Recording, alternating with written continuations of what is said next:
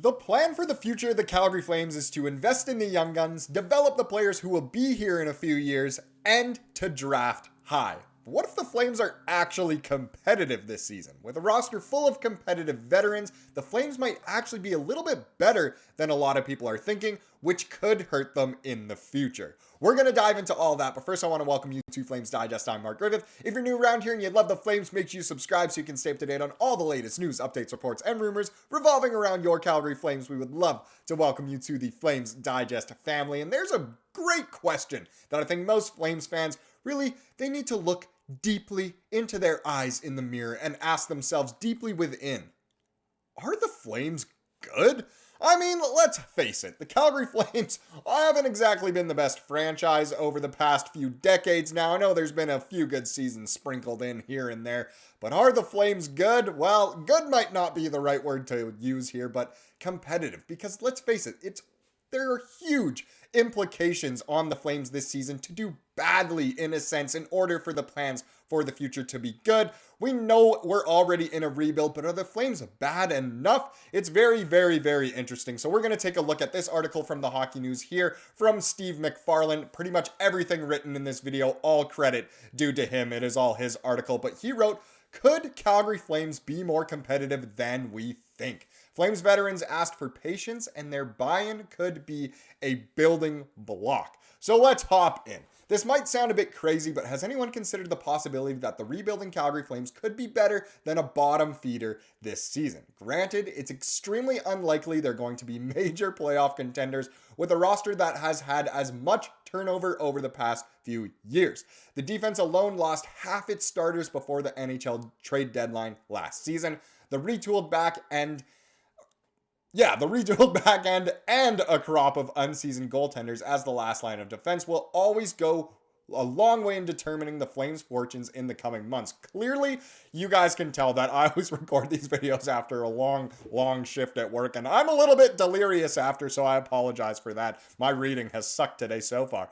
But either way, we know the Flames have had a lot of turnover. The roster looks very different than when we were a competitive team. I mean, think of the 2022 roster, the team that made it to the second round. How many players are left? I don't know the actual number, but it can't be more than like 4, can it? Who would it be? Vladar, Coleman, Backlund, Andersson? Is there another one I'm missing, or is that everyone? I know there were people in the organization at the time, but from that actual roster, I think that's all there really is. And the Flames are expected to obviously be quite bad. But Dustin Wolf will have to use his elite athleticism and hunger to succeed to transition his all-star and MVP performances from every other level of hockey to the world's biggest stage. Dan Vladar will have to be healthy enough on his surgically repaired hip to provide solid secondary net minding. If not, late bloomer backstop Devin Cooley will be up next. So there's some major implications on how the Flames could be good. Goaltending is a huge part of that. You know, if the goalies are good, your team's going to do well. Look at some of the goalies that have brought their team to not only the Stanley Cup final, but to the Stanley Cup over the past, however many years you want to do. But the one that springs to mind for me, Jordan Binnington won the Stanley Cup. Look how his career has gone. Antti Niemi is a Stanley Cup winning goaltender. Look at that. Just if your goalie can play well, your team can go far, and it could be anyone. So there's one way in which the Flames could be a little bit more competitive, is if the goaltending is really good. Next up in front of them, the D-core, the D-crops, of course. MacKenzie Weegar and Rasmus Andersson are the top dogs on defense, although they won't play as partners. Trade pickup Daniil Miromanov showed promise in his short stint with the Flames, even though he was still in the late stages of recovery from a serious knee injury, and his defensive game really isn't all that great either. Not a bad top 3, and training camp invite Tyson Barrie could find himself a niche as a power play producer if the preseason goes well. So there's another one again. The defense, are they going to play well? It really doesn't seem like one of the better D-cores in the league. I think they might have a bit of a problem stopping pucks this year, and it's going to suck. Honestly, it's going to suck to watch the puck in the back of our net so much, but who knows? Maybe they'll end up gelling really well together, finding that perfect chemistry, and playing really well, being a solid D-core. We'll just have to wait and see, but I think even more important than these, and of course Stephen McFarland thinks so as well, but what's the real decider here? What will it actually depend on whether the Flames are competitive or not? Well, we've talked about the defense, we've talked about the goaltending, but up front, an even stronger case can be made, contingent on a few important details, of course, of why the Flames would actually be competitive. Because again, there are major implications on this. If the Flames are too good, it stunts our plans for the future. I know it sucks to tank, but sometimes you just have to do what you have to do. It's going to suck to watch our team lose, but look, there are some guys who will do everything in their power not to lose, and maybe it's some of those competitive veterans that I was hinting at earlier. For one, Jonathan Huberdeau needs to have a real bounce back season this year if the Flames are to be competitive, is what the article is saying. No one should be expecting a return to the 100-point plateau, but a little closer to a point per game campaign would go a long way in keeping the Flames' hope afloat. And I know it would be great to see Jonathan Huberdeau kind of break out in a sense, a second career breakout. But at the same time, again, if it's too much, it might make the Flames a little bit too competitive here. It's funny, the article is more pro-competitive, whereas most Flames fans are kind of anti-competitive. They want the team to kind of stink. They want the first overall pick, or at least a top 5 pick. But there are some really bad teams in the NHL this season, so the Flames will have to ensure that they're really, really bad if they want the best chance of landing that first overall pick, or at least a top 5 pick.